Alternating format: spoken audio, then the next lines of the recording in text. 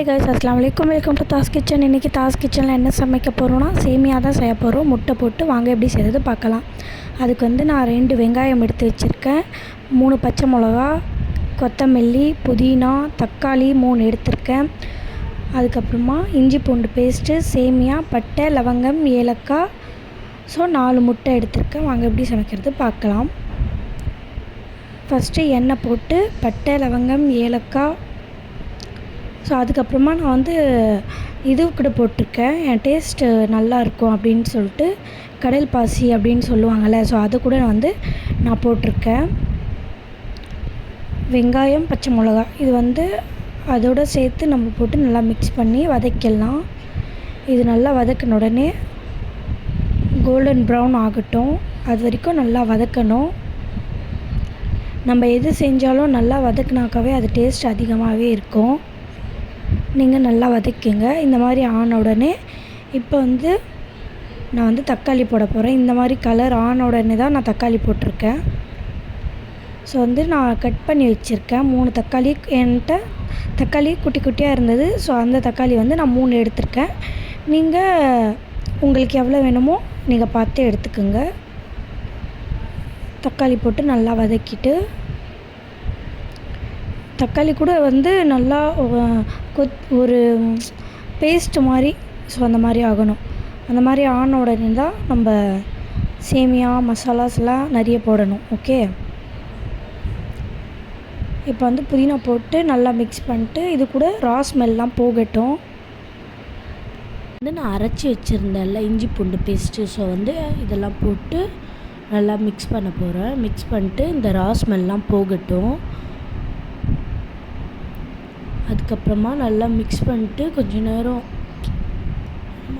கழித்து மஞ்சள் தூள், மிளகாத்தூள், உப்பு, காஷ்மீரி சில்லி இதெல்லாம் போட்டு நல்லா மிக்ஸ் பண்ணிட போகிறேன். நல்லா மிக்ஸ் பண்ணணும். ஃபஸ்ட்டு நம்ம எவ்வளோ நல்லா குக் பண்ணுறோமோ அவ்வளோ டேஸ்ட்டு நல்லாயிருக்கும்.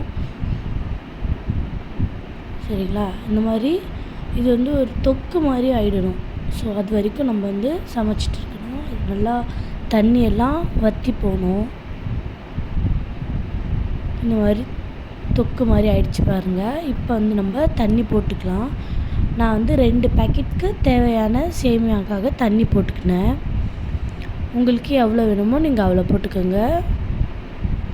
நான் சுடு தண்ணி கெட்டலில் சுடு தண்ணி பண்ணி வச்சுருந்தேன், அந்த தண்ணி தான் நான் போட்டிருக்கேன். ஏன்னா எனக்கு கொஞ்சம் சீக்கிரமாக குக் ஆகணும் அப்படின்ட்டு.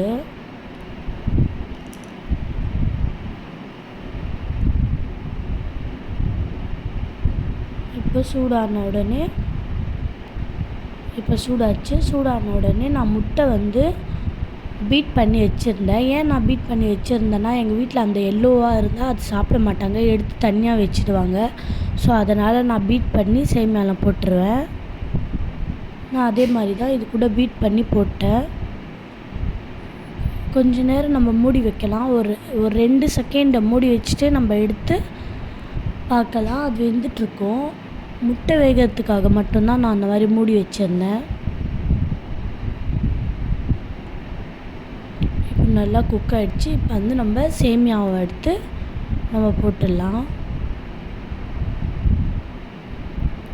சேமியாவை போட்டு நல்லா கிண்டக்கூடாது, சும்மா லைட்டாக தான் ப்ரெஸ் பண்ணி விடணும். நம்ம கிண்டுனா சேமியா ஒரு மாதிரி கொலன்னு ஆகிடும், அது நல்லாவே இருக்காது. நீங்கள் இந்த மாதிரி ட்ரை பண்ணி பார்த்துட்டு பார்க்கும்போது உங்களுக்கு எப்படி இருந்தது அப்படின்னு சொல்லி கமெண்ட்டில் சொல்லுங்கள். நான் இந்த மாதிரி தான் செய்வேன், நீங்கள் எப்படி செய்வீங்கன்னு சொல்லிட்டு கமெண்ட்டில் சொல்லுங்கள். சேமியா இப்போது இந்த மாதிரி ஆன உடனே லைட்டாக சிம்மில் வச்சுட்டு நம்ம தம் கொடுக்கலாம். இந்த மாதிரி தண்ணியாக இருக்கும் இல்லையா, இதை கொஞ்சம் நேரம் நம்ம மூடி வச்சிடலாம். மூடி வச்சு தம் கொடுக்கலாம். அப்போ கொஞ்சம் நல்லா உதிரியாக இருக்கும். எடுக்கும்போது ரொம்ப தனியாக வரும் சேமியாவே.